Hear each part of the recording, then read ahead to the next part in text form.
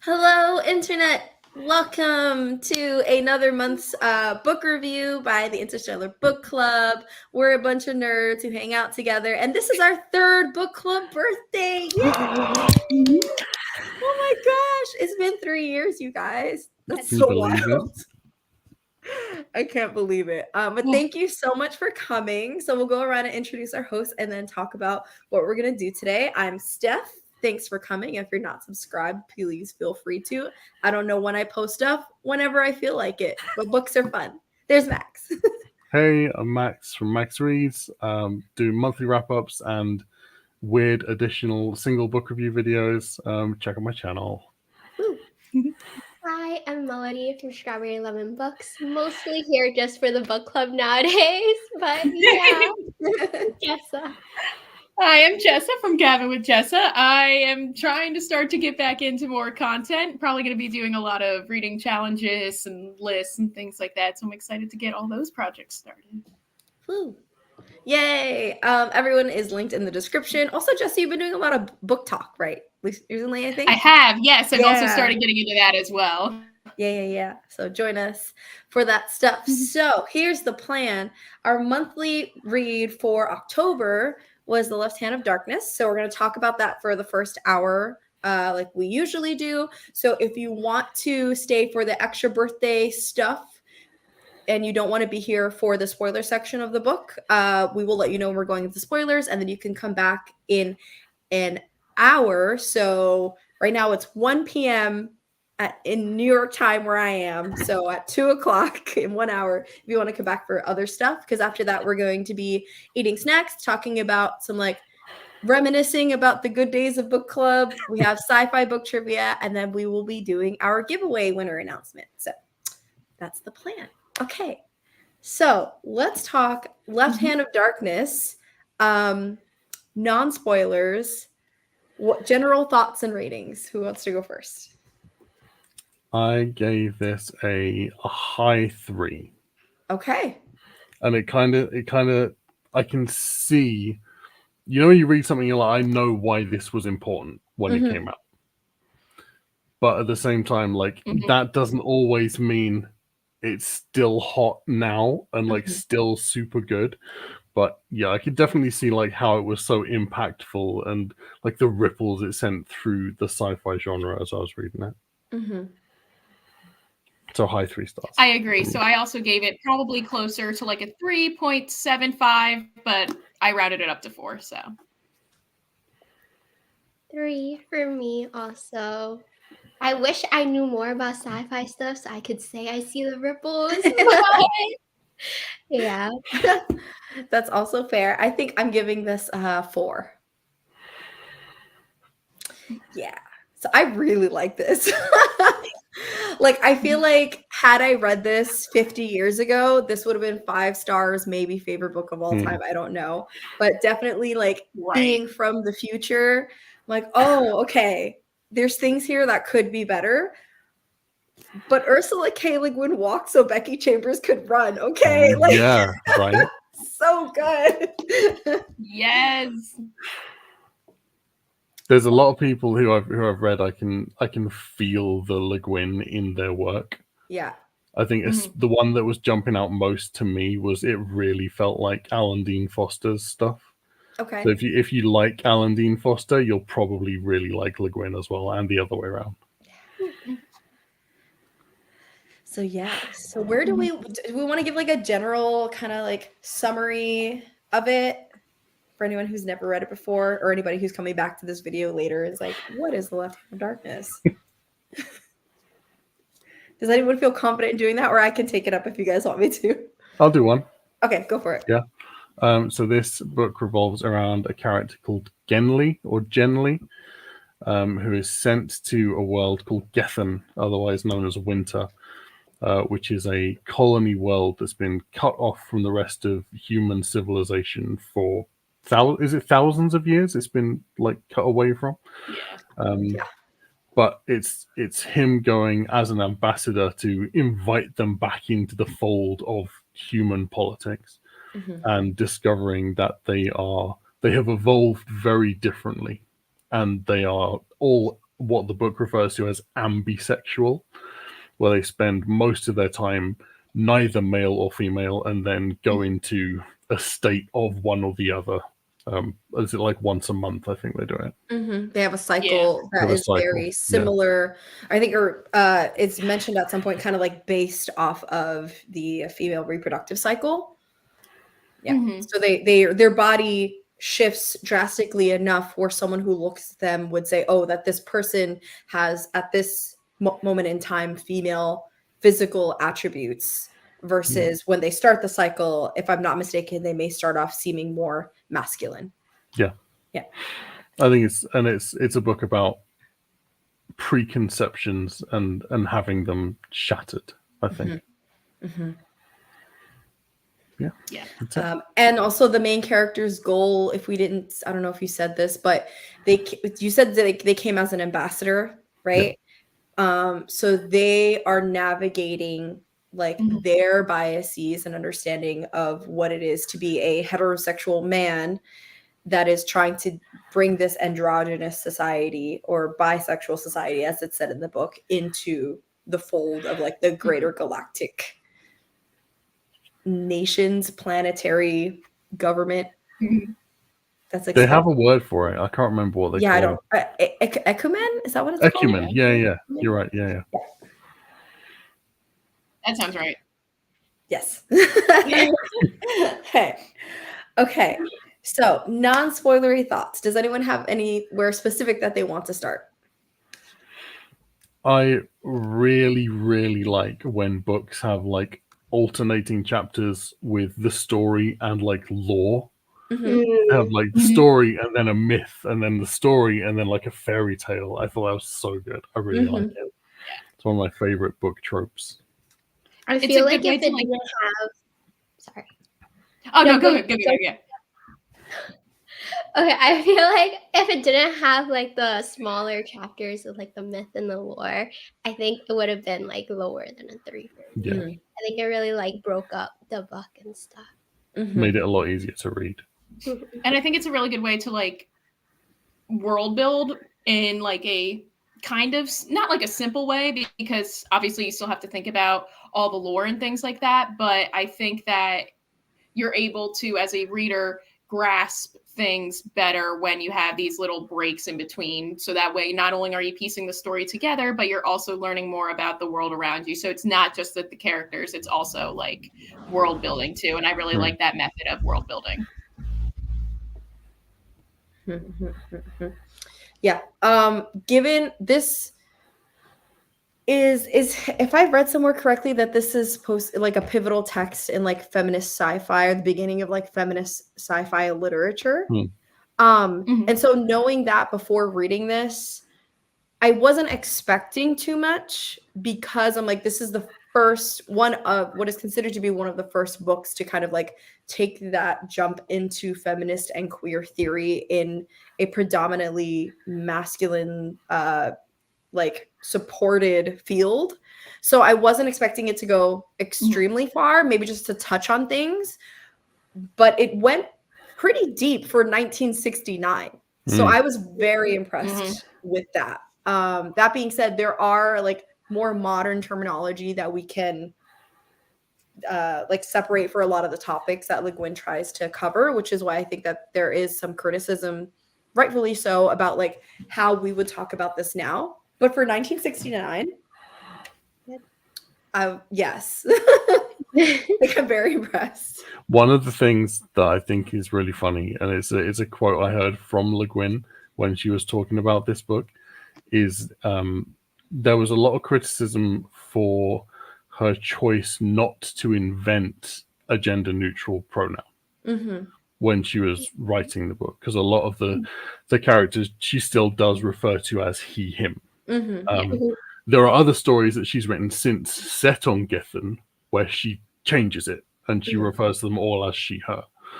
But in an interview now, I think it was in the prologue for the 25th anniversary edition of the book, she said, "I am haunted by pronouns because I still don't know whether or not I did the right thing." And she says to this day, it's like something she really is like unsure whether she did it right or not. Mm-hmm, I mm-hmm. think it's interesting. Yeah. Because so being that they talk about the cycle of the individual starting in the masculine, it seemed to me like everyone just, regardless of what place they are in that cycle between transitioning between masculine and feminine, or what we now call gender fluidity, that the basis is always masculine. Yeah. But our main character is what seems like a heterosexual male, and so since we get a lot of it from his POV, he doesn't necessarily, I think, have the ability to make that that call in the beginning. Now by the end, that's a different story. Mm-hmm. So I can see why it still like bothers her, but yeah.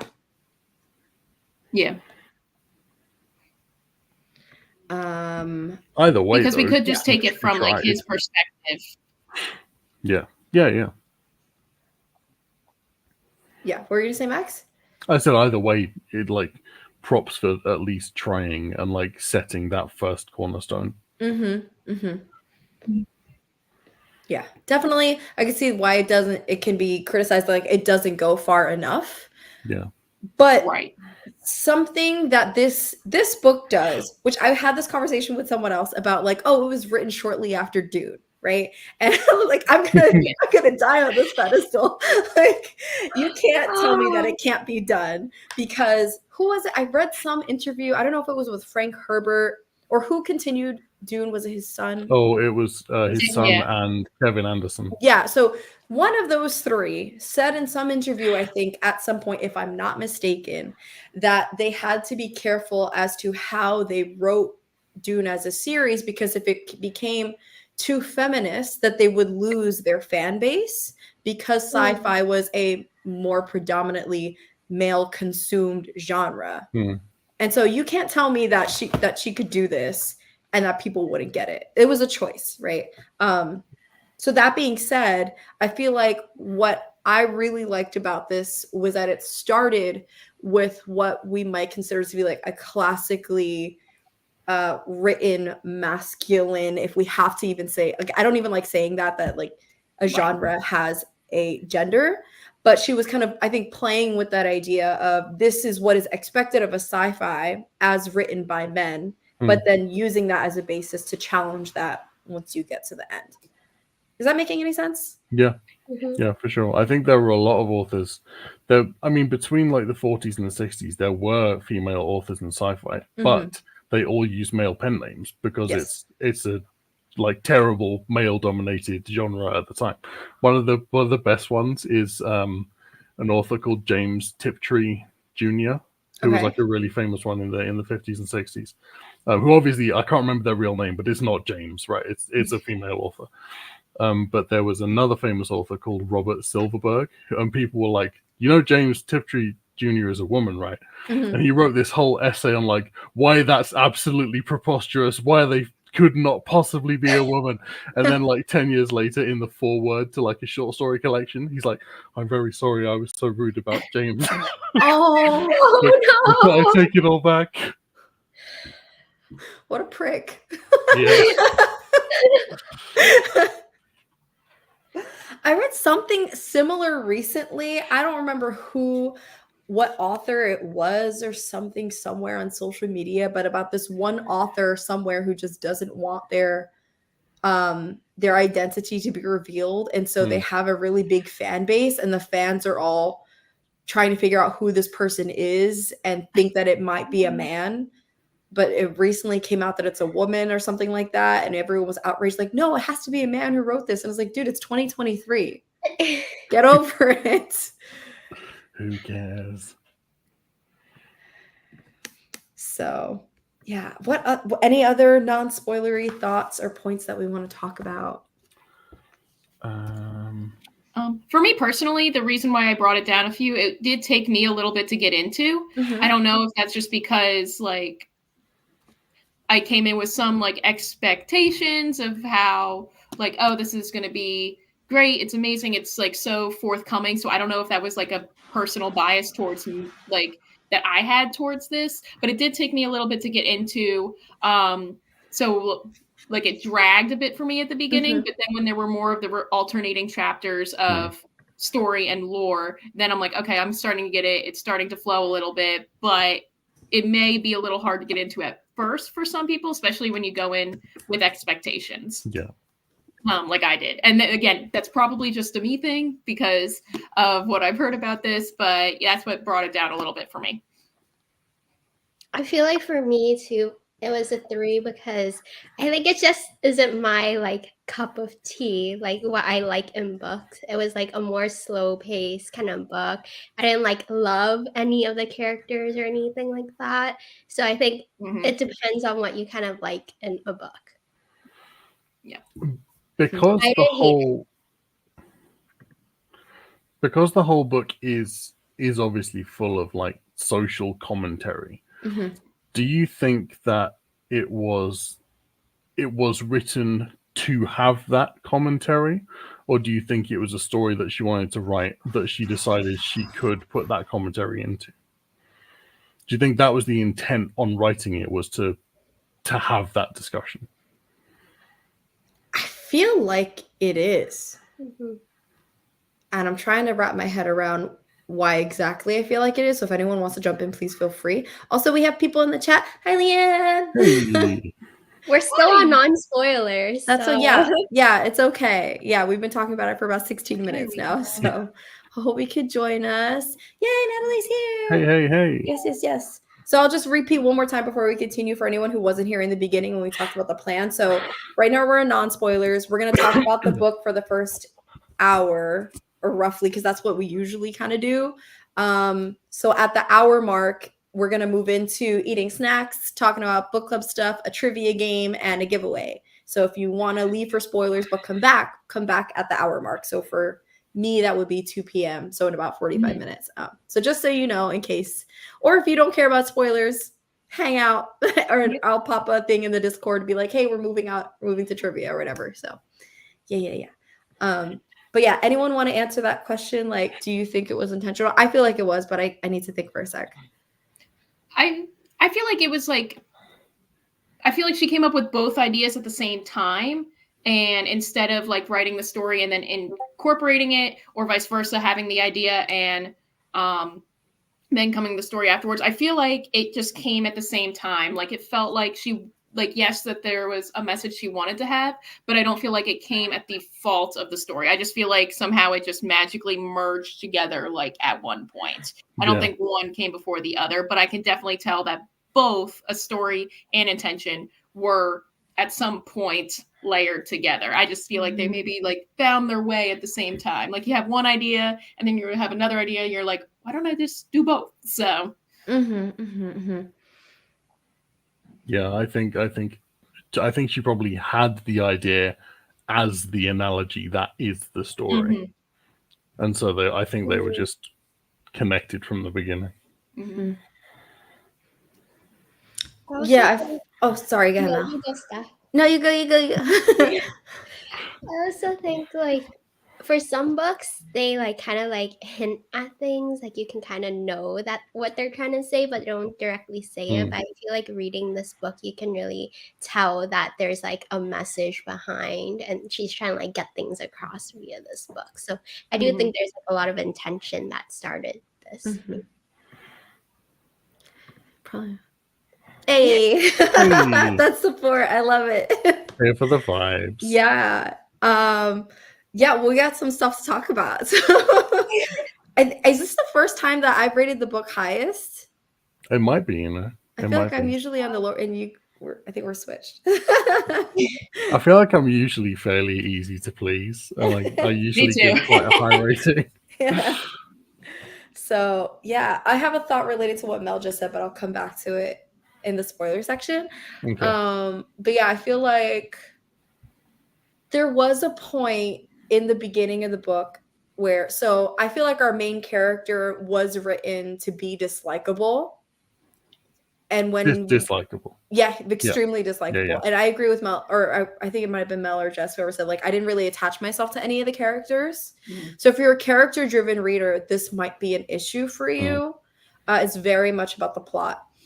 But with the plot being about challenging implicit bias, the main character, since we spend most of it in his head, we need to see his kind of like his sexist thoughts and the things that he thinks. So in the beginning, when he first started having those thoughts, I was kind of worried because I'm like, oh my gosh, is this just going to be another classic sci-fi where all we get is like this heterosexual dude who thinks all of these like sexist things, and you know, we're trying to see an androgynous society, but is there going to be any nuance? And then when he gets that paradigm shift, I was like, oh, my heart, yay. But that being said, it's kind of like I was also worried in the beginning, like, okay, is this just writing like every other classic male written sci-fi, or what's going to be different about it? But that doesn't come until like the second half. Yeah, I think in the first half, I think it's a paradigm shift as well, in that not only does he have that flip of like, oh, I get it now, that it goes from being, I am doing this for the ecumen, to I have a personal stake. And it becomes like a personal story, because in the beginning, when he's talking about the role of ambassadors at the start of the book, there's not really spoilers, but he's talking about how the ambassadors themselves are not important. They are like, they can die, whatever. Like, they are a point around which events happen, and he is a lens through which we are seeing the world. But I think at the beginning, we are just meant to disregard him based on what he says ambassadors are meant to be.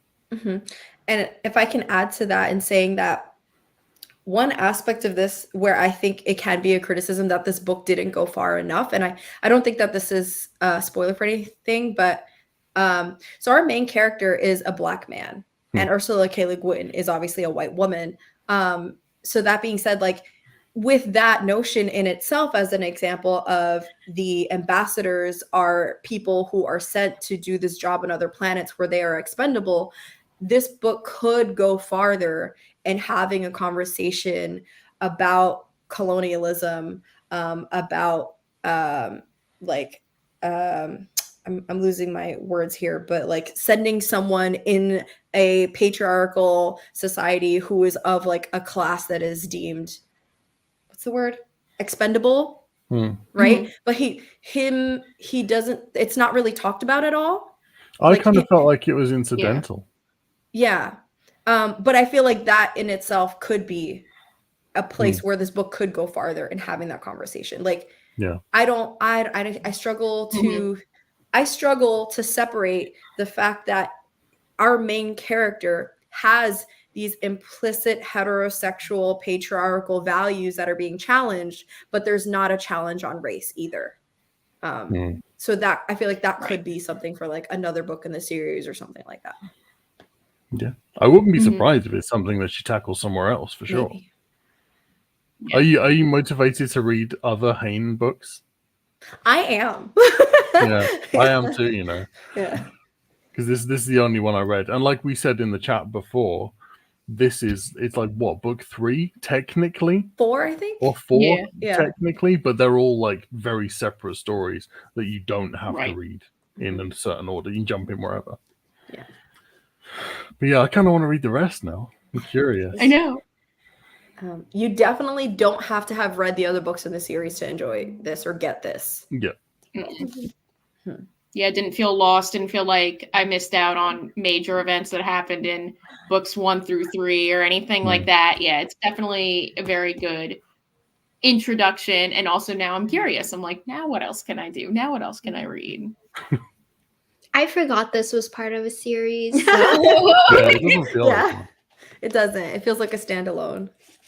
I think it probably is, like you were saying about Becky Chambers earlier, it probably is just different stories set in the Hainish universe.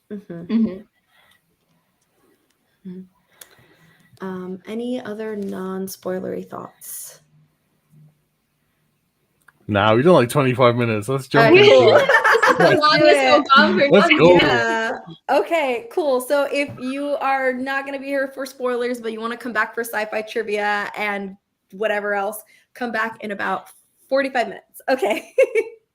So who wants to say something first? You do. You have You loads do? to say. Me. Me. So what do I okay, what do I have to say? Where do I even yeah, okay, so let's talk about the gender system really quick. So what this book tries to do, we now have modern terminology for, such as gender fluidity, such as transgender, right? Such as like they use non-binary in here? Do they? I don't think they I specifically don't. use the term. It doesn't sound familiar. Okay. Yeah. I don't remember. But they do use bisexual. Yeah. Right? Mhm. They But when use it to mean something else, though. Yes. They Yes. don't, yeah. Yes. They don't use bisexual as a gender. They use bisexual as a sex trait. Yeah. Which, as we know now, Mhm. would not be correct, right? Am I explaining this correctly? Yeah. Yes, No, okay. so like they use it to mean that each person encompasses both sexes. Yes. But now it's a sexuality and orientation, a different thing. Right. Mhm. Yeah.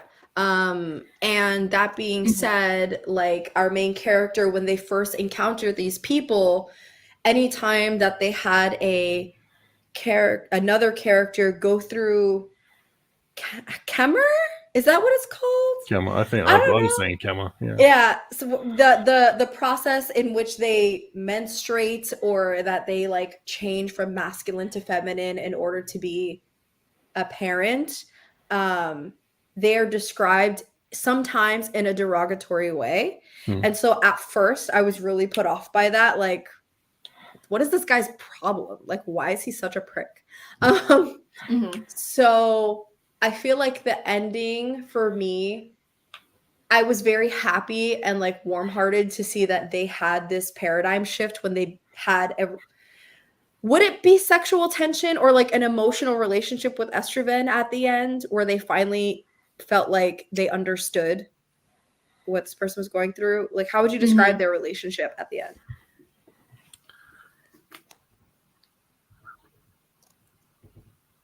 I think There's definitely some kind of bond there that, yeah. I think it's to do with like he clearly feels at the start of this book that he cannot relate to these people because of a sexual trait that they have. Mm-hmm. And then I think the finding common ground, but in the place of an almost like romance connection. Yeah, I don't know. I wasn't like, I remember the first time reading this, I really didn't expect it to take the intimacy turn that it did. But I think it was really important that it did. Yes. There's one particular page that stuck out to me, and I think I tabbed it, where it was when Estroven asks is that his name? Or Genry was like, oh, well, you have so much like presumption that you're making about our species being gender fluid. What are women like on your planet? You're a man. We've never seen a woman. Can you describe what women are like? And then Genry's like, oh shit, I don't know anything about women. So who the hell am I to be like passing judgment on you when I can't even describe what the other sex of my species is like? And I was like, drop the mic, go. Yeah, because wasn't he like saying how they weren't like as strong or something like that? You know, like just the typical like kind of general things we still hear like nowadays. It's like they're not as strong. And I think like Estimate was like asking, it was like, oh, but like, are they as smart? Or like, it was like something like that I'm like, man, we still hear this nowadays. It was probably what they were talking about then. I'm like, I love that for society, that we're still having women aren't as strong conversations. Right. Like, that's great. Do you think then that in that conversation about him not being able to define like the nature of a woman, do you think part of the message of this book is that you really can never, ever have one person that is a true representative of everybody? Ooh. That people are not a monolith, so maybe we should stop placing men on a pedestal. Yeah, maybe when you have to engage a completely new people, send a team with a broad range of emotional responses, a broad range of base knowledge, rather than just like, this is one man who's trained to do this specific role and he doesn't even do it that well. Yeah, I agree. Yeah, I did like the conversation where he was having with the Mad King in that chamber, and he like points at the woman in the photo album. He's like, what is that? It's like, I've never seen that before. Yeah, that was I don't know, how do you guys feel about the Eucumen, or I forgot what's the name of the society, Gethin or Carhide? I don't know. This is one of those books. I saw a reel. I don't know if Natalie sent this to me. I don't know who sent it to me, but it was like reading a sci-fi book. The Garbledy-Gook walked across the Platypum space, and they got on the super squiggly-fied fueled ship. And it's like, what are you talking about? Oh yeah, but I feel like with that kind of thing, it's there's two different kinds of like bullshit jargon. So there's that kind which you can very much work out from context. Yeah. And then there's this kind which is like, here's 20 unimportant place names that have no relevance to anything, but I still expect you to remember them by the end. Yes. Which is exactly why I switched to physical from audio, because I tried audio and I rewinded like I don't know how many times. I was like, I don't know what they just said. Is it English? I don't know. Yeah, is that a made up word, or is that just a real word that I don't know? Right. Is that a made up word, or do I feel stupid? Which one is it? I think like also that's kind of not that necessarily a bad thing. Again, I was also kind of listening to it on audio, like the last half of it. And like that's also kind of what brought it down a little bit for me. I'm like, I think this book is just too smart for me. I'm like, there's just so many things going on. I'm like, I just don't think I've got the mental capacity to place everything where they should be. And again, that's just a me thing. But I was like, I'm like, okay, I'm a little lost here, but I'm still generally kind of with it. That's fair. I also, after I finished, went online and Googled like Left Hand of Darkness plot summary, read it, and I was like, okay, I understood. Thanks for the confirmation. Exactly. That's what I did too. It's like with like, this has nothing to do with it, but like Quentin Tarantino movies, I don't know, like I enjoy them, but I always have to look up the plot summary just to make sure that I got everything. And it's just like really with him, I'm like, okay, I did it. I did understand that. And that's exactly what I did too for this. Yeah. That's valid. But yeah, so I guess how did you guys feel about the end when the peoples of this planet decided to make contact with the galactic forces that be and be like, all right, well, guess we're gonna fold into your thing now. Thoughts? Kind of sad. And it makes you wonder whether there's going to be, because they've spent thousands of years developing a completely new identity as a subspecies of human, whether that's just going to just crumble away as soon as they're part of the Acumen. I thought, did they really need to join? Were they fine left on their own? What were you gonna say, Mel? I feel like they also made it that if one part, I don't know if they were nations, countries, if one nation like joined, then it'll be like they're the best kind of, and everybody else is kind of losing out. So everybody else that lives there also has to eventually join, and it's like a race to join. So I thought that was kind of sad. Yeah, like that one nation who joins would get so much of a technological advantage.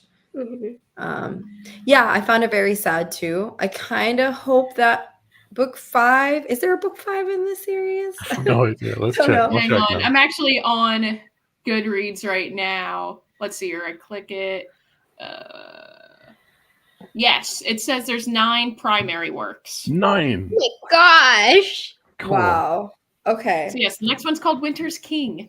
Okay. Oh. Oh, okay. All right. Maybe Oh. that the title answers my question because I'm curious. I'm like, well, how is that going to develop?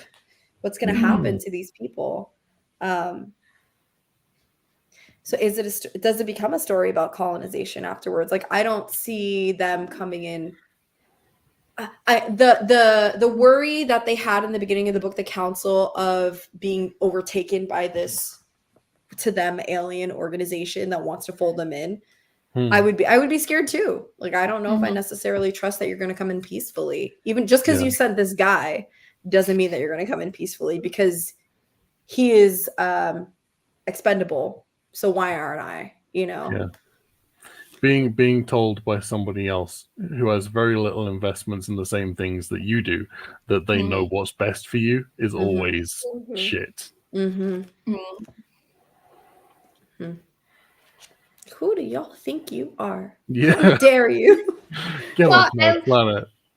I liked when they were like talking about rockets or something, and they're like, yeah. And the person that lives there is just like, why would any sane person think about flying in the sky? They don't have birds or anything. Yeah. Yeah, when he's trying to like describe like flying, and it's like you're kind of like gliding in the air. Like, why? For what? Why would you do that? Like, huh? To go where? It's a void. What are you doing? That I think was interesting too, is like, so if they don't have the ability to have like rockets and airplanes and things that fly, how does he explain where he comes from or what those void of space is to convince them to join? Which I kind of does happen. Like, they talk about it a little bit in that one scene where he's invited to the dinner party, and everyone's like, tell us about your rocket, spaceman. Oh, you're so funny. Imagine like going to be the ambassador to a people that you, in your head, you're like, okay, these people are a bit backwards and stupid, and having that preconception, and then sitting down to dinner and they're like, okay, crazy man. Yeah, I like that bit. That was really good. Yeah. But then they sent him to a concentration camp. I was like, whoa. Yeah, it got like very gulag very quickly. Yeah. Yeah. Yeah, that was like another part I had to like rewind. I'm like, wait, whoa, wait, what happened here? I'm like, what is happening? What went on? Yeah, and then they said, I'm like, oh, they just sent him to a labor camp, concentration camp. Great, love that. Yeah. I think that part I was a little bit of the most confused, because I felt like in the beginning, what I understood was that they didn't really have like a death sentence, that casting someone out into survive on their own and have like social ostracization is equivalent to a death sentence.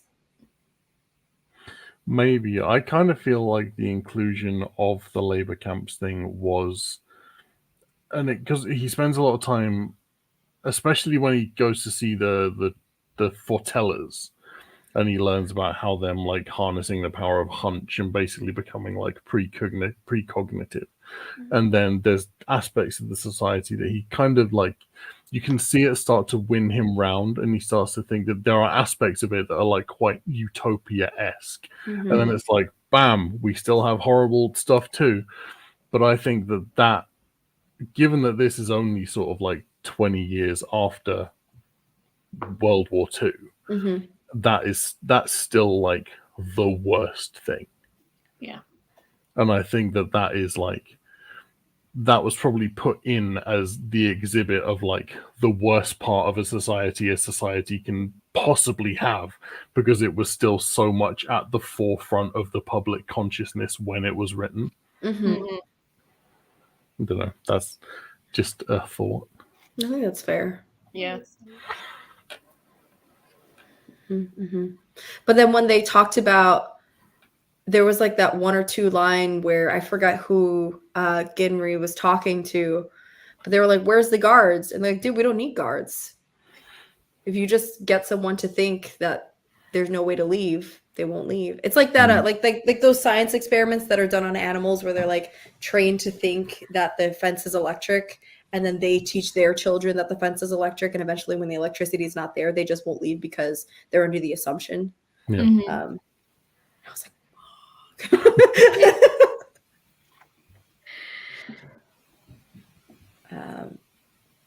so that happened, and oh my gosh, I don't even know what to talk about next. Somebody choose something.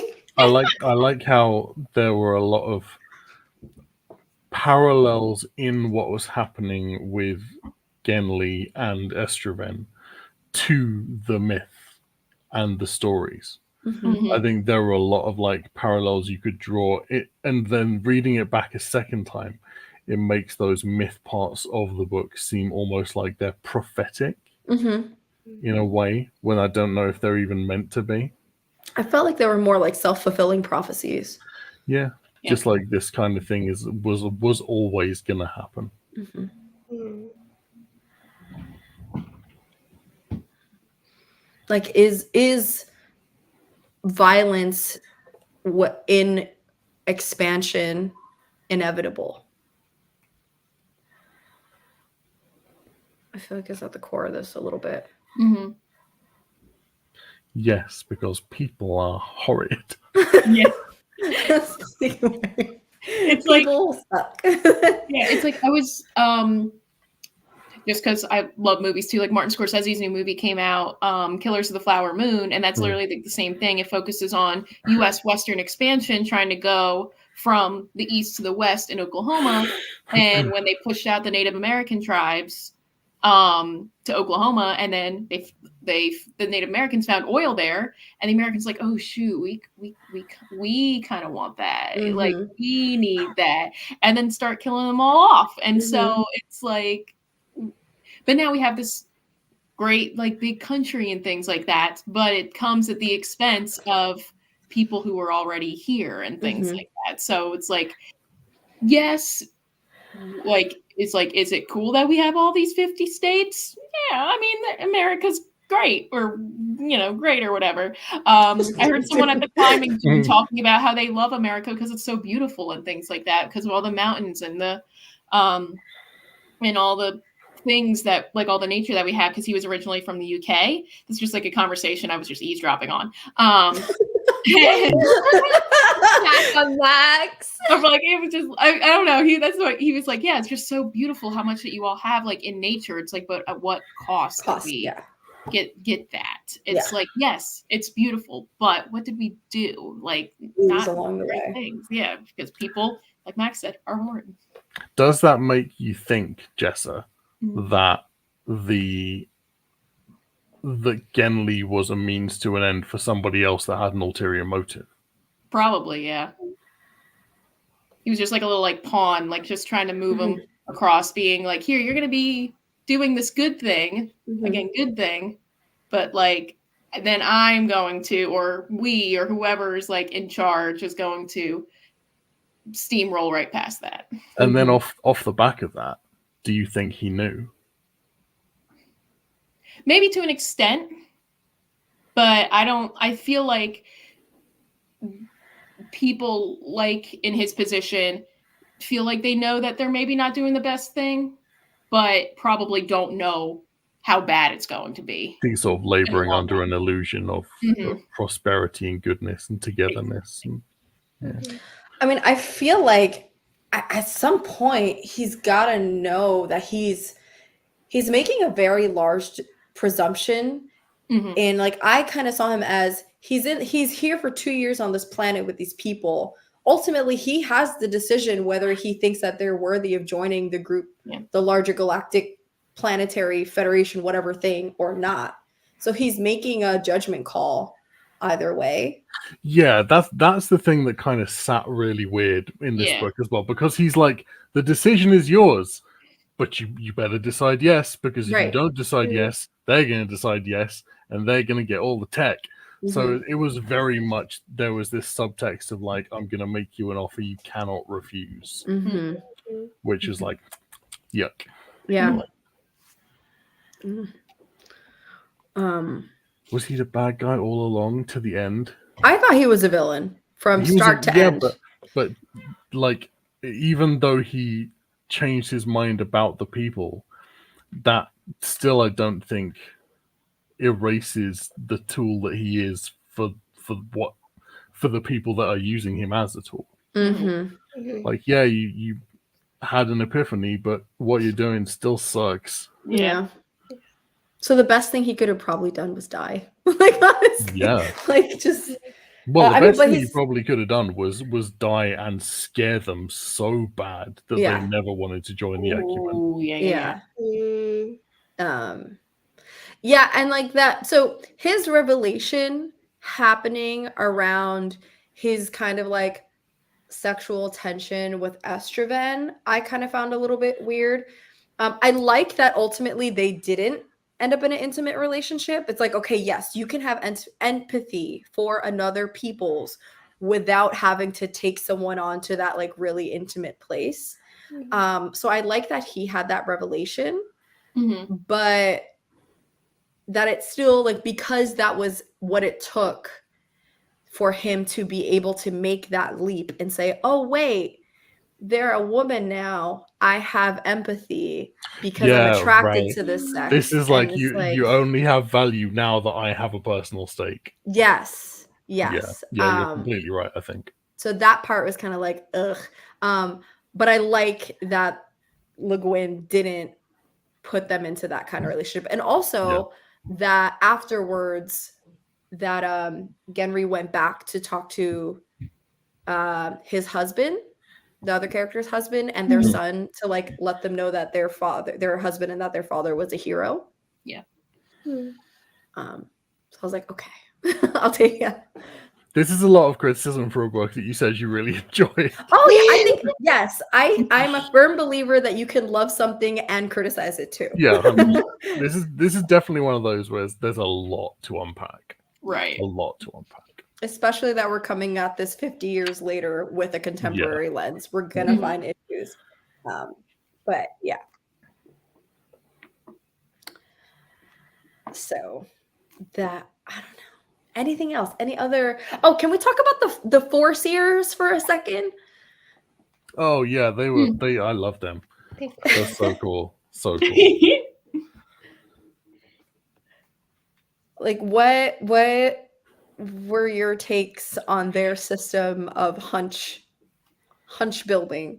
So first one is that it really felt like Larry Niven in the Ringworld series, where there's a character in that who they invite on this mission as part of the mission, and even she doesn't know why she's there, and then she finds out that she's the product of like a 70 generation attempt to breed luck into people. It's wild, right? But it has this very similar vibe to that. But it really makes me wonder, isn't it like every single sci-fi now has that trope where several hundred years in the future, humans are psychic? Yeah, like, oh yeah, let's talk about that too. Wait, There are like that's a good idea. well, not even whether it's a good idea, just like every single sci-fi set in the future assumes that telepathy will emerge or like psychic powers will emerge.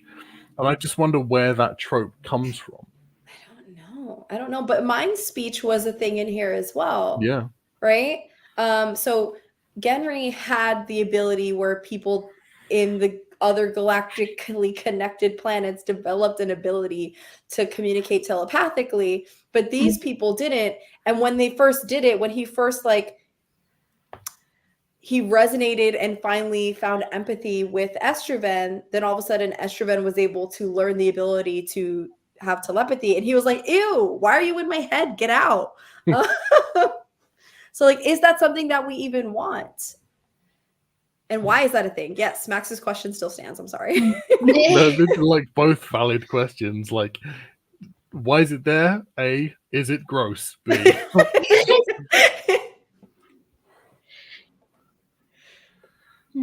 I wonder if that was some kind of analogy for colonists introducing things like drugs Ooh, yeah. Mm. and like alcohol and bad stuff like that. It kind of felt like there was a metaphor there. Mhm. I Like, agree. oh, this thing is so great. Like, just try it. Yeah. It'll be fine or whatever. And Mhm. then when someone else tries it, you're like, why do you like that? Mhm. Why is it? It's like, oh, but it's casual. It's part of our culture. You're going to love it. Like, Yeah. do this, you'll be one of us kind Mhm. of thing. Mhm. Yeah, there were definitely connotations in Yeah. that. It completely, being of a hive mind, I think completely is an antithesis to the Getharin or those people's transition process Hmm. as a gender fluid people, because what they do in the way that they even parent as a civilization, like everyone gets the chance to be both a mother and a father. That's a very like individual and like private and personal thing that everyone seems to have reverency and respect for. Mhm. So to be in the hive mind and kind of be like, yeah, aren't we all, I want you to experience what I'm experiencing. And it's like, no, well, I want my individuality to be maintained. Yeah. So I feel Yeah, like it's that may like- have been his motivation to be like, ew, no. Mhm. Goes back to the like, not only will you lose your cultural identity, not even your brain space will be safe and Mhm. isolated. Scary. Because Yeah. it's like the one thing that we have just for us. Yeah. And like, yeah, we can tell people like what's going on in our heads and things like that, but it's still just for us. Because I think they also said when they do the mind speak or something that you can't lie. Mm-hmm. And Yeah. I thought that was really interesting. And if it's actually true that you can't lie, and who told them that if it's not? Mm-hmm. Like, does that mean that when you answer, you don't have the ability to not answer? Like, can you choose to just not answer? Because that's not lying, Mhm. but also you'd be like, I don't want you to know that thought. Like, can you block someone out? Yeah. I wonder if that's again like stuff that's addressed in the other ones. Mhm. I'm curious. Damn, now we have to read all 9. Shit. And we said no more series, guys. I mean, technically, it's a standalone. We could stop here. But will we? But is the question. So yeah, it did a really good job. I really liked bringing it back to the Force years for a second. When I don't remember who was, it might have been Genry or whoever was having the conversation with them, like, well, what's the point? Like, don't you know the future? Hmm. And they're like, no, nobody knows the future. We just know how to like know what the wrong answer is. And if you know what the wrong answer is, you can deduce what the right answer is. Mhm. I was like, Yeah, common that's sense. cool. My superpower is common sense.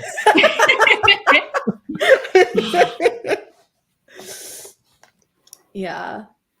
My superpower is I know all the things that are stupid, so I just don't do them.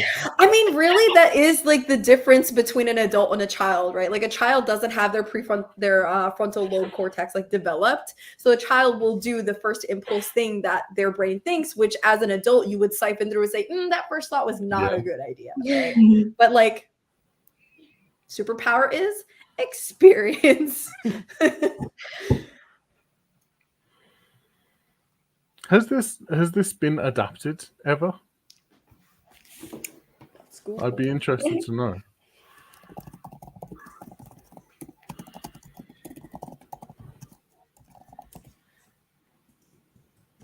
I feel like it would be quite a challenging thing to adapt. Right. It's like, should it? Yeah. What will be lost in translation if we try and put this on telly? Mm-hmm.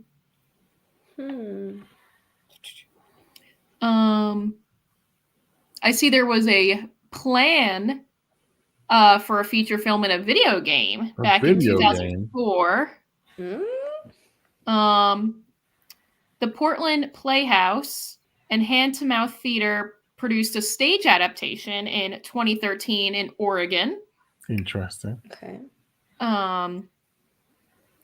BBC Radio 4 had a 2-part adaptation I'm guessing it was probably just a dramatic reading. Probably, yeah, dramatization or Yeah, something. the radio drama was adapted. Yeah. Okay. Yeah, it's this. I'm here on IMDb. It says Critical Content has snapped up the rights to the novel for a Yeah. limited series, small screen, but has not been produced yet. Part of me is like, don't do it. Yeah. Just leave it alone. I don't know. Yeah. I don't know if it needs it. No, I just Unless they're wanted going to it do the to have- entire all 9 books. Yeah. Right. Yeah. Yeah, it looks like they got those rights back in 2017, and so Mhm. haven't done anything yet. But Guess we'll see. I think there are much more elegant ways to have the discussion that this book is trying to have nowadays. Mhm. I feel like this is a good book club discussion pick. Yeah, Yeah. for sure. Yeah. Yeah, this is Good job, juicy. friends. This was juicy. Okay. All right. Any other thoughts about non-spoilery things or things we want to talk about before we move into the next phase of our birthday plans? I don't think so. I think we did good. Woo! All right. I'm gonna drop in the Discord. And we are finished with our book club talk. We are gonna play games and chat with snacks now. Lol. Okay, cool. So what are we snacking on? Maybe we should share our snacks. Oh wait, do we want to do November's announcement? Oh, that's Oh right. yeah, that's a good idea. That's a good idea.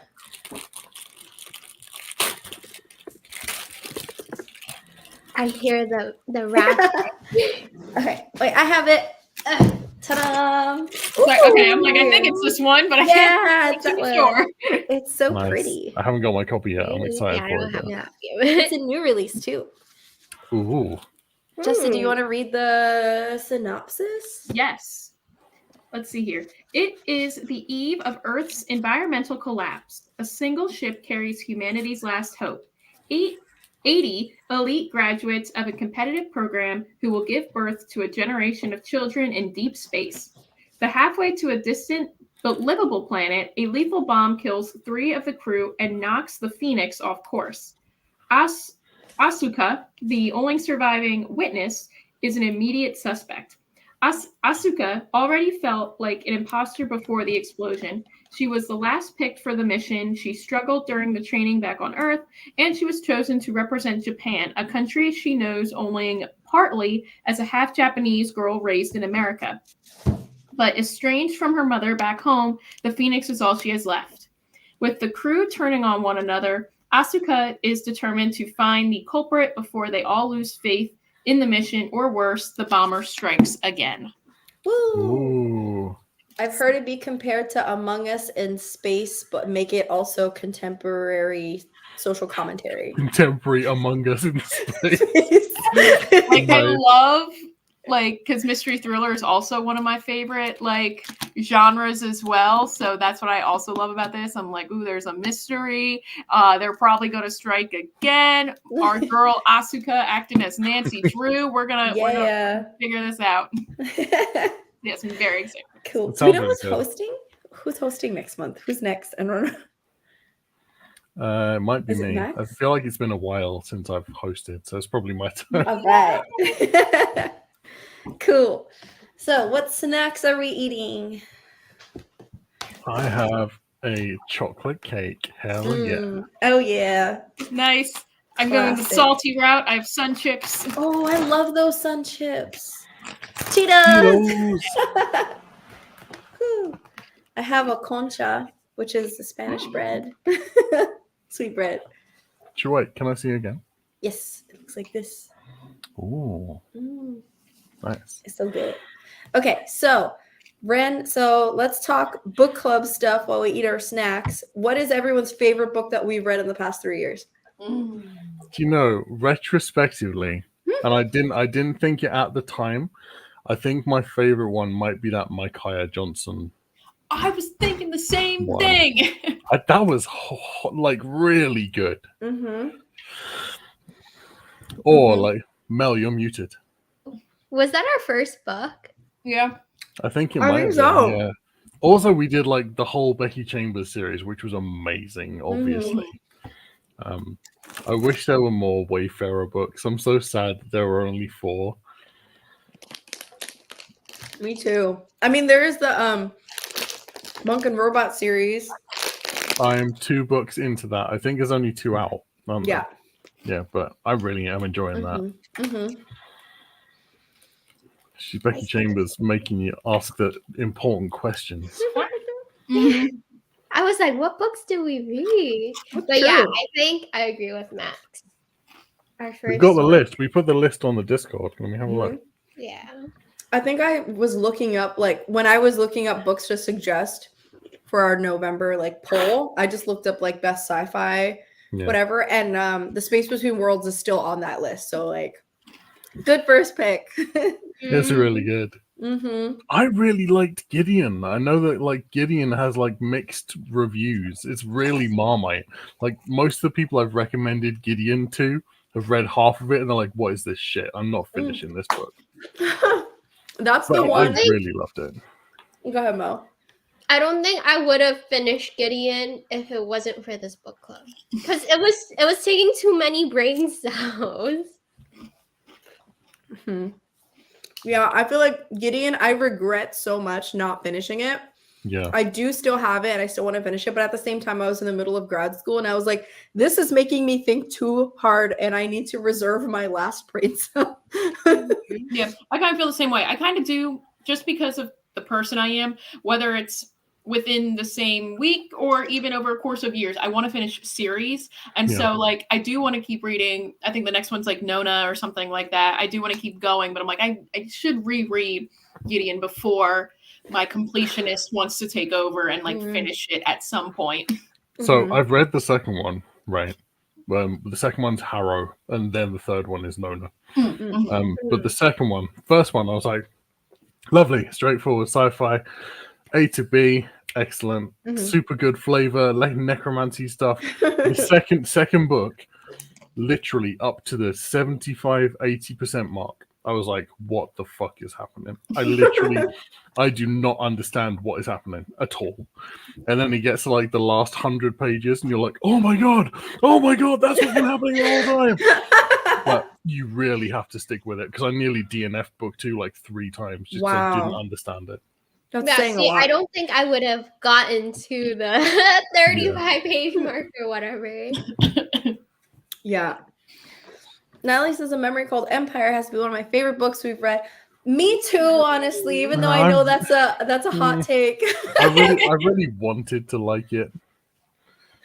Oh, I love that series so much. I mean, that too. I still have the second one on my bookshelf. I haven't picked it up yet, but I think I talk about that book all the time. I think for just vibes, I really like Kaiju Preservation Society. That was like such a nice quick read as well. I loved that one. That was like fun. I know it was so basic, and it's probably, if I reread it now, like even though like COVID still wasn't too long ago, I still feel like, man, this is so outdated, this is so corny, but I feel like I'm still gonna love it just because of how just how silly and like fun and easy it was. Yeah, I want more sci-fi like that. Just give me whimsy. I probably also wouldn't have finished Gideon if it wasn't for the book club, even though I did end up enjoying it. Such a good book. I remember Max screaming in the Discord, just like, "Oh my god, I finished Harrow!" I still think about Gideon all the time. I still think about that. In my opinion, maybe one of the best kisses in literature ever.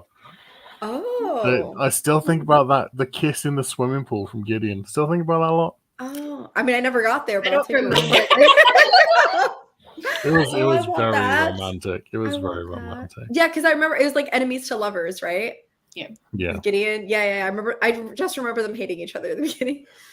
You read at the time was. Yes. Not gonna lie. I read the second book. Yeah. Wait, did it come out? That's what I was gonna say. So I think it's out. Yeah. Is it out? Oh, I need to get it. I hope in the second book that she's a villain. Ooh. I want her to go off. I mean, she had all the makings and all the rationale to become a villain in the first book and be like, screw everybody, I'm burning the world down. So like, so good. Is it going to be like a multi-book series or is it just a duology? Do we know? Let's I hope see. it's a duology. I feel like it's a duology. There aren't enough good duologies. That's what I was gonna say. I'm like, we need more Yeah. 2-book series, like, because we don't need to keep expanding. Oh, it comes out in Wait, 2024. what? It didn't come out yet? Let's go. I thought it was coming out this year. I've definitely seen the cover. Has the cover just been released? I've seen the cover The for cover sure. was released a while ago. Yeah, it's like all gold. She's like, Yeah. Oh my gosh, it looks so good. Steph, I I would play a don't know video how game. you're trying to deceive everybody that June wasn't your favorite book, actually. Listen, my next question was going to be what was our least favorite book, but I can only speak for myself. My least favorite book, and I think I did a very fair review of it, in which I did pull it apart at the seams, was Light from Uncommon Stars. But didn't like it at all. I don't Oh, remember that book. it was the one with the fishy on the cover. See, that's what I remember from it. oh, yeah. I feel like that's one where it's like I don't think it's it's not in my least favorite. It's in my like forgettables category. Yeah, Mostly Hero lives in my head rent. Oh yeah, I forgot about that one. I think most book was so bad. but that wasn't even sci-fi, no? No, that was like surrealist garbage. Yeah, I don't Like know. some That was a trip superhero dream. I don't know. I don't know. Yeah, I feel like Light from Uncommon Stars has the potential to be really good for someone who really needs that story. Like someone who is looking for something that reflects their experience, like a own voices kind of thing. Yes. But I wish if I could unread a book, Mostly Hero. Can I like reverse my eyeballs? I think It that's was so short, the shortest too, book I've but ever it felt DNF'd. so long. Oh yeah, I wasn't a huge fan of Frustrating. Binti either. I wasn't a huge fan of Binti. Yeah, because that was like a novella, right? And it just Yeah. felt like there was like it should have just been a tiny bit longer kind of thing. It wasn't even that. It was the main character just doing stupid things. Yes.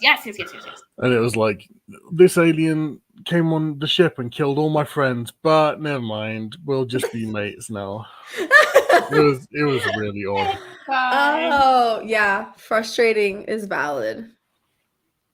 Because there's frustrating and then there's strong feelings for other things. And it's a shame because this is the same thing that I had with Uncommon Stars. Good rep does not equal good book. Right. Like, write a good book with good rep. Mm. But yeah, I'm just salty. Yeah. Because then that means that there's so many other things that they could have done to make more social commentary. But no. And Certain Dark Things ending. I still think about that blood drinking scene in Certain Dark Things, and I'm like, that was so unsexy. That was not. That's interesting. Do you think vampires always have to be sexy? No, but if this was making it was making a subversion of romance, and so they kind of like, I feel like they tried to give us romance and then take it away. I'm like, but I never got it. What was that? I didn't need That was the romance. I don't know. I mean, it was a sex scene, and therefore they blood drank, and I'm like, oh, I tell you what, the absolute most gruesome blood drinking scene I've ever read in my life was a book called The Wisdom of Crocodiles by someone called Philip Hoffman. sorry. Okay, wait, what? I did not expect that sentence to finish that way. Okay, go. It's so weird. It's like really surreal. Like, it's 3 plots, and there's one plot that's like a vampire plot, one plot that's like this guy having these weird hallucination dreams about a shadow man, And then another plot is about aliens that have come to Earth because they idolize like Earth economists and bankers. It's really weird, right? But there's a scene in that one where the vampire feeds on the emotion in the blood, and that's why they have to make the person fall in love with them before they drink from it. Oh. But if there is any resentment or negative feeling in the blood, it crystallizes and hurts them to drink. And there's a scene where this guy drinks from this woman who he like kills her and she hates him, and he like pisses out a crystal of like a sliver of like hard blood. It's like, oh, it was so gross. Ew, that sounds It's great. vile. I want that. Wait, what's it called again? It's called The Wisdom of Crocodiles. I thought you were gonna say that there were like blood-sucking crocodiles or something. I was like, Oh, there's I also a think movie. yeah, the movie's rubbish. It's rubbish. Just don't even bother. Okay. But also back to favorite books. Tina's book was really good. Yes, good. it was really good. I actually bought all three, so I Nice. have them on my library Same. waiting for me. I haven't read the others yet. Just I read the still need to first read one. it, but I have them. Mhm. I'm so Yeah. proud of her. Yes, absolutely. She also gives us a shout out in the acknowledgments in the second one, which is so sweet. Shouldn't have to do that. He's so sweet. But yeah, definitely go support that. Yes. And then what else? Other good memory ones. Looking through the list now. Oh yeah. I really liked Phoenix Extravagant, you know. Did you? Yeah, I kind of did. Oh, Yeah, I remember stuff not liking it. That one's the one I need to reread again. Yeah, Yeah. I I feel like I unhauled might that go book back so to that one. fast. Did you? I really Did. liked it. I think that I like it more the more I like dwell on the concept of it. Mhm. Okay. Yeah, that's why I'm like, I feel like I need to read it again. Because I feel like I was just Yeah. very like meh on it, but I'm like, you know what? I want to try again. And we've Maybe been that around could for be 3 like years now. what I This was a long time ago that we read Yeah. it. Yeah. Mhm. Yeah. I just remember one. I was like, those aren't Gundams with paint. That I want more. I just remember the end, like something about going to the moon or something. I Oh don't yeah, know. that was so weird.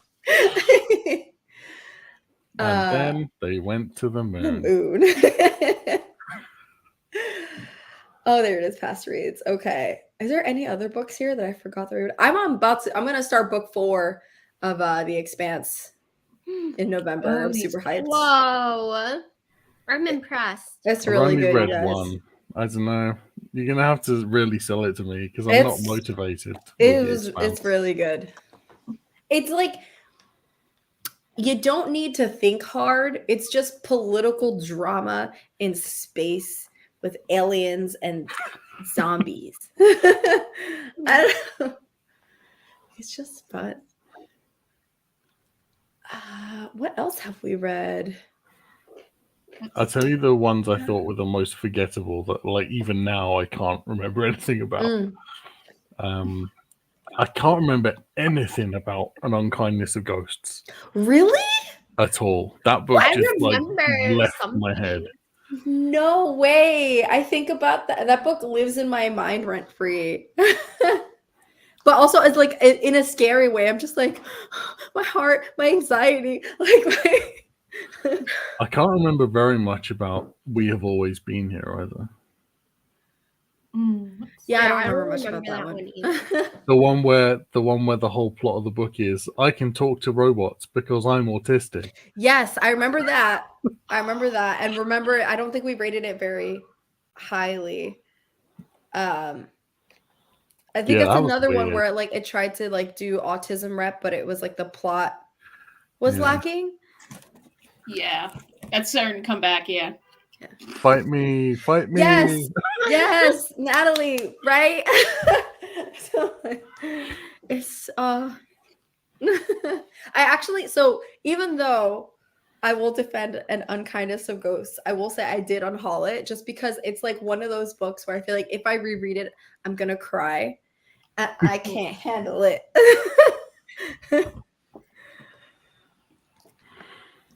Yeah, we read a bunch of things. Holy cow. All right. We're going to space. Yeah, we read all the Becky Chambers books. Mhm. Oh, Okay. those were the days. Cool. All right. Any other book club reminiscing stuff we want to talk about, or should we go do some trivia? I'm so ready for a trivia. Okay. I flipping love a quiz. Give me the quiz. I'm Okay. ready to fail at trivia. I know. I'm like, Oh. y'all ready to see about the biggest poser ever? Okay. So I made a little slideshow. Hold on. I gotta find it now. I have a million tabs open. Okay. Watch me be really excited for the quiz and then just flunk it super hard. I hope my guessing skills are on point. Mm-hmm. Okay, so it's all book related questions. Okay. Oh, no. Can I see you guys and see the answers at the same time? Because it has to open another screen for answers. Okay, I can. Here we go. Gonna share screen. Got multiple screens. I have like 3 screens open. All right. Oh, where'd it go? No. Oh, here it is. Okay. Present. And then I'm gonna present screen here. All right. Can you guys see this? Yes. Ah, Yay! great. This looks great. It moves. I would like to. I was thinking about playing Jeopardy music in the background, but I'm like, will that get copyright strikes? I don't know. So sci-fi trivia. I did not make up these questions. I found them by the wonderful people who run the Chicago Public Library. So thanks to them, because I even got some of these wrong, and some of these are about books we haven't read. They're like general sci-fi trivia. Mm-hmm. Okay. So that's fine. Okay, here we go. So if you're in the chat and you want to drop an answer and see how many you can get right. Okay, question number 1. Which classic book is considered by many to be the first science fiction novel? Is it A, The Time Machine by H.G. Wells, B, 20,000 Leagues Under the Sea by Jules Verne, C, Frankenstein by Mary Shelley, or D, Brave New World by Aldous Huxley? Should we say, or should we just how are we doing this? I guess shout out your answers. I think it's Frankenstein. Yeah. I think it's widely considered to be Frankenstein. Yeah. But I have information that could challenge that. Oh. What would your second guess be? My real first guess isn't on this list. Oh, okay. Oh, I forgot to make slides where it shows the answer. I'll just say the answer. It's fine. Okay, yes, the answer is Frankenstein. Mm-hmm. Very true. When did Frankenstein come out? 1818. Yeah, Yes. 18 something. Yes.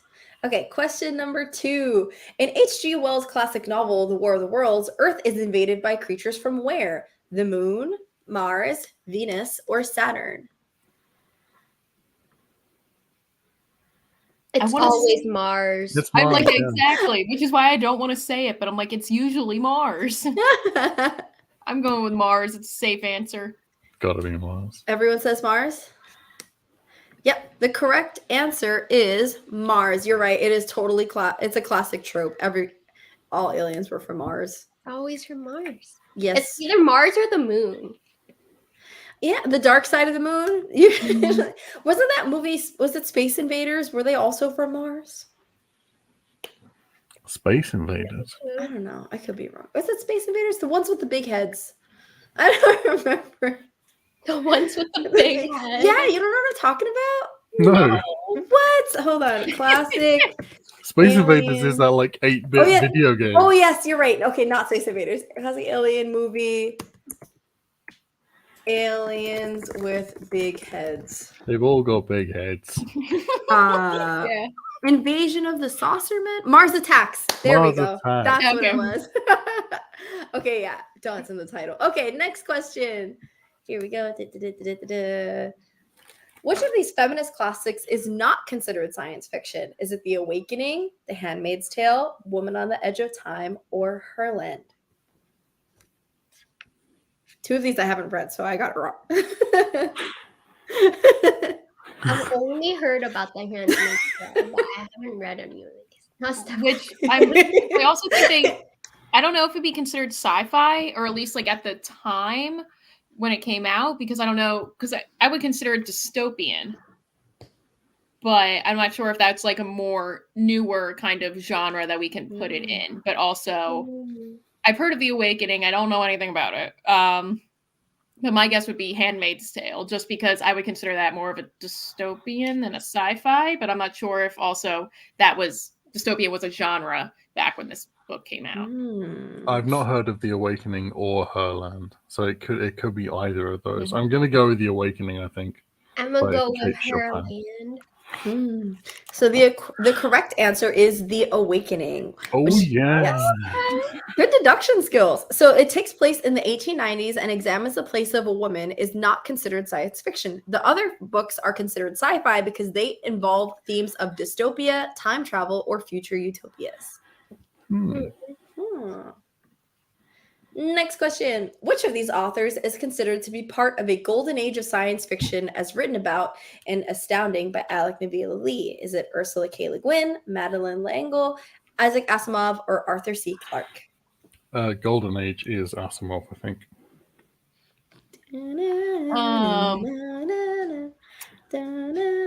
I like A Wrinkle in Time, so I'm going to go Madeleine L'Engle.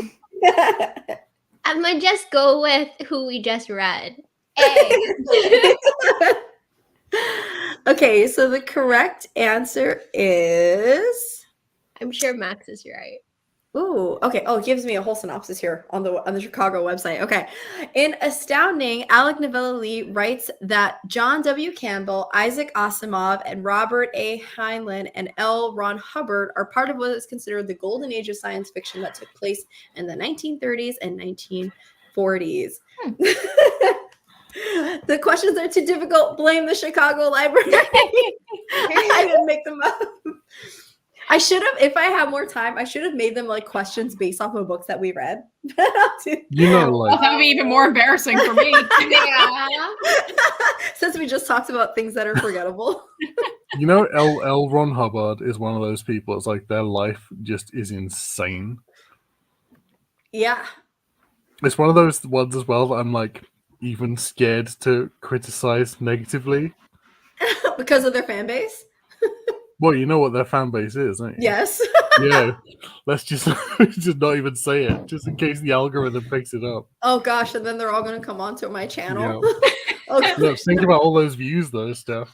I mean, thumbs down is still positive in the algorithm. It's still a thumb. Any type of comment that boosts it. A thumb is still a thumb. Yeah.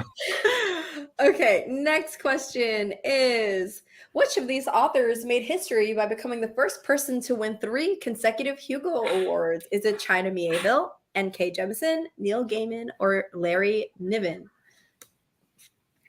Neil. I have a hunch that it's Larry Niven, but I'm not Really? sure. I mean, we all know that Max loves China Miéville. I do love China Miéville. I think he is my favorite author. That's fair. It's fair. Okay, so the correct answer is N.K. Jemisin.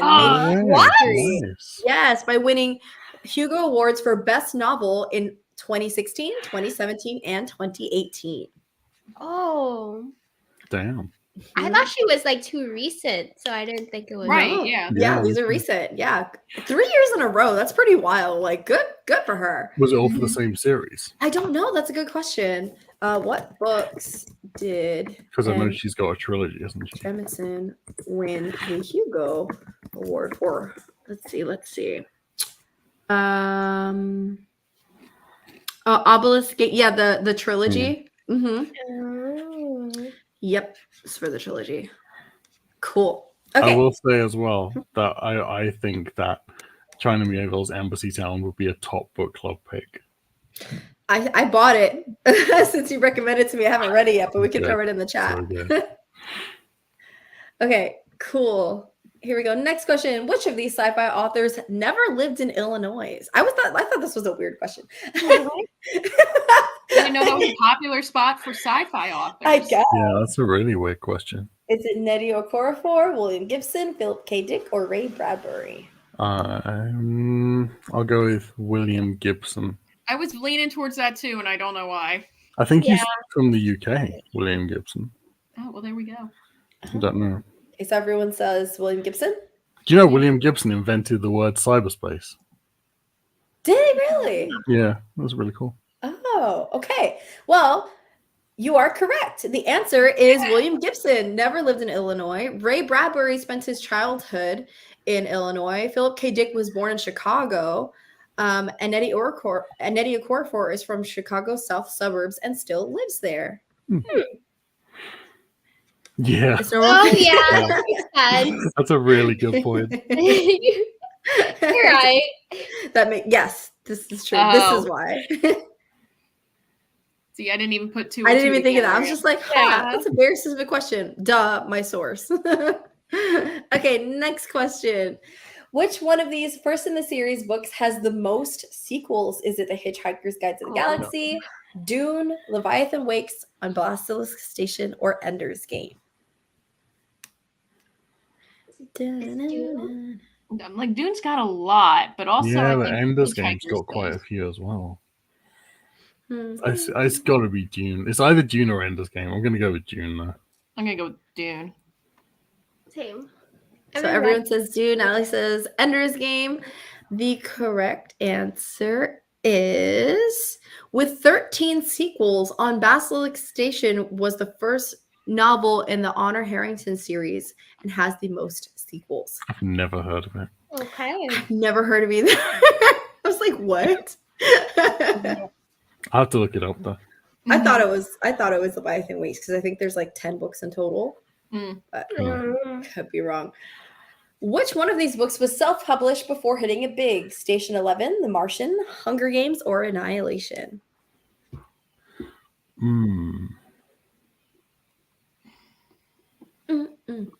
Station 11. I feel like it might be the Hunger Games, you know. Annihilation.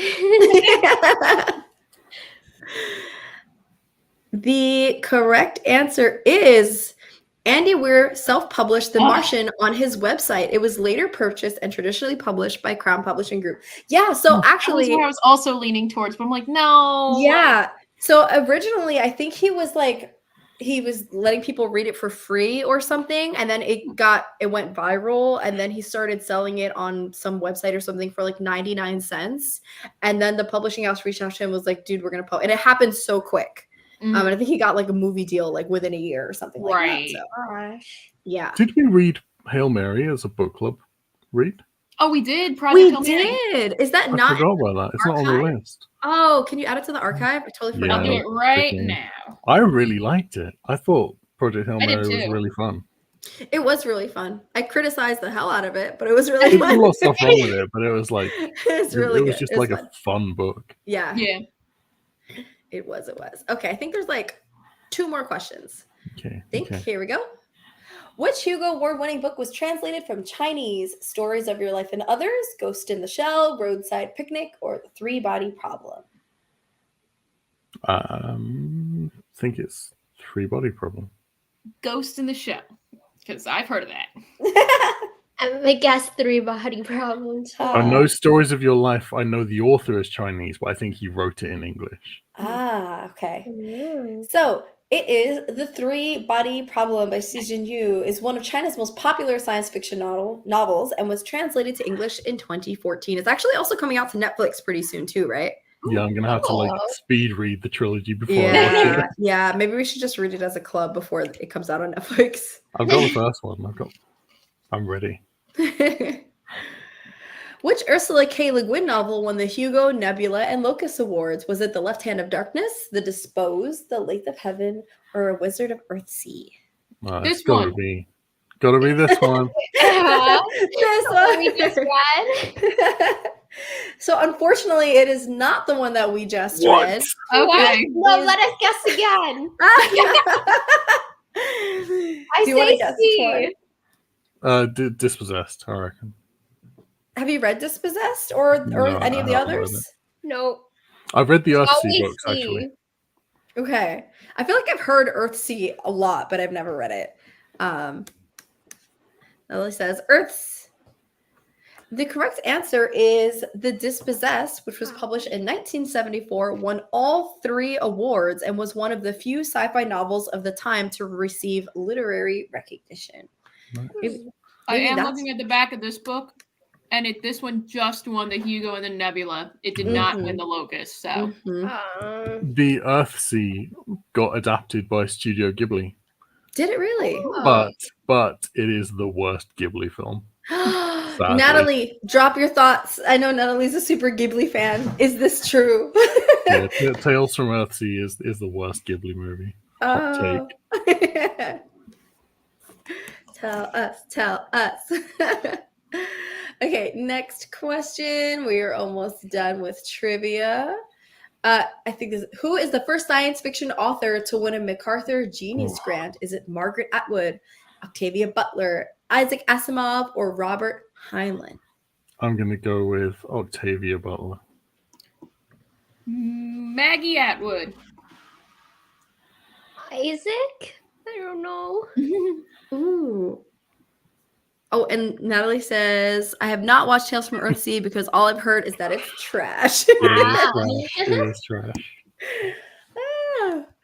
So the correct answer is, in 1995, Octavia Butler became the first science fiction writer to receive MacArthur Genius Grant. Good for her.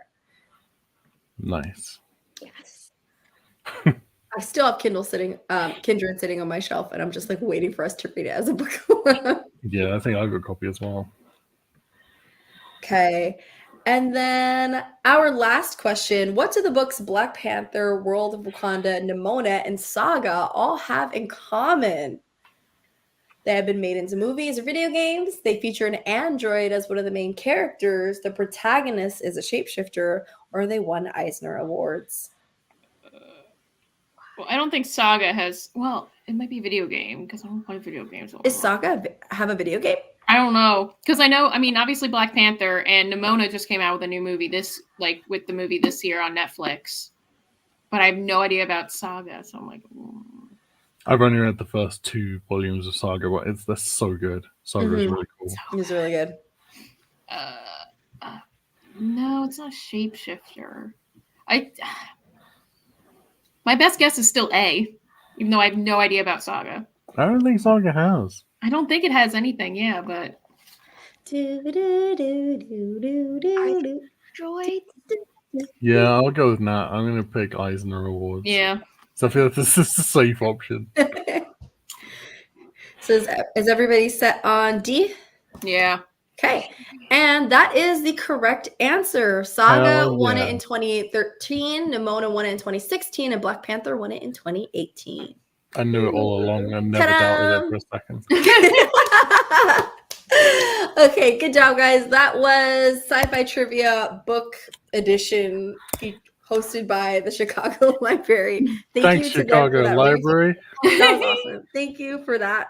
I appreciate it. Okay, so I guess next we have our giveaway wheel.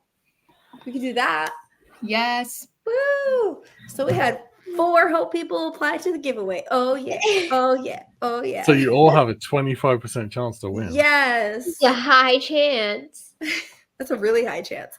So whoever wins, we'll take a look at your wish list and send you something very soon. So here we go.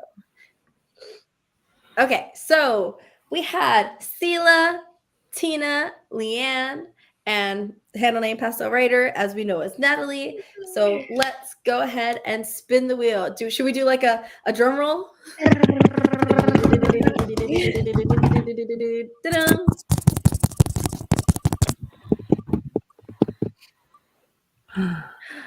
Hey! Ta-da! Yay! You win. All right. She will be pleased. Thanks to everyone who entered too, because I feel like all 4 of you guys are like OG book club members. You're all like the veterans. Yes. Yes. Thank you, veterans, for doing that. So we have your link. So we will be sending Sela a book from her wish list. Okay. Yay, we did it. Woo.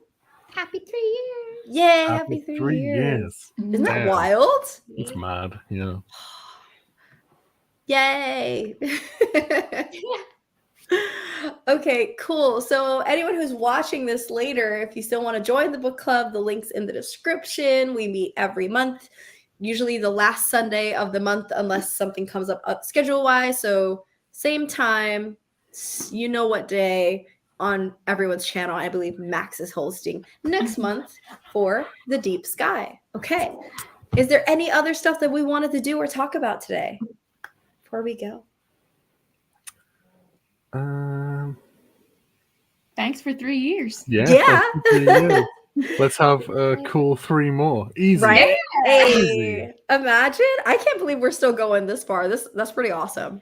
So many people who started doing booktube stuff have just vanished. Yeah, but we're Yeah. still here Yeah. in different forms and fashions. but we're Exactly. still And you here. know what? That's what's great too. It's awesome to see everyone like evolve and change, and just Mhm. whether like we're still as involved or not as involved anymore. Like it's fun. It's been great. There's Cool. 100 types of content as long as you're making one. That's right. Doesn't matter. So everyone's linked in the description below. Their YouTube channels. I'm going to add the TikToks to there because some of us are making transitions to TikToks and things. But thank you guys so much for coming. Hope you could be there for the next one. And I think that's all for today. Okay. Bye, everybody. Bye.